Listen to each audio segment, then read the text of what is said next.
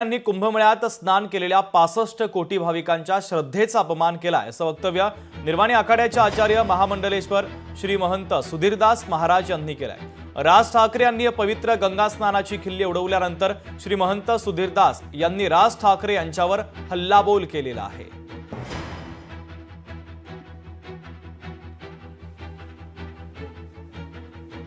आत्ताच करोना गेलाय, कोणाला त्याच्याशी काही देणं घेणं नाही।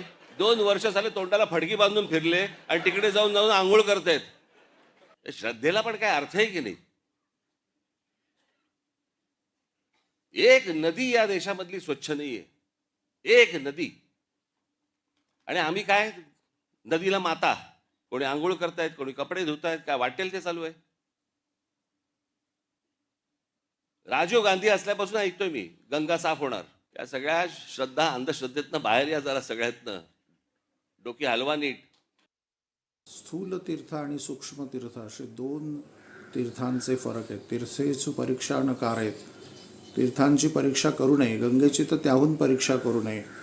आणि बहुधा त्यांचे जे सहकारी कमंडलूमध्ये तीर्थ घेऊन त्यांच्याकडे किंवा पाणी घेऊन गेले होते, ती बहुधा चुकीची वेळ असेल, त्यामुळे त्यांनी गंगेचं पाणी नाकारलं असेल। मला असं वाटतंय की धर्माच्या संदर्भामध्ये प्रत्येक वेळेला आपण हिंदू धर्मावरती वेडीवाकडी टीका करतो आणि आपण खूप पुरोगामी आहोत असं राज ठाकरेंना जर वाटत असेल तर ते देखील चुकीचं आहे।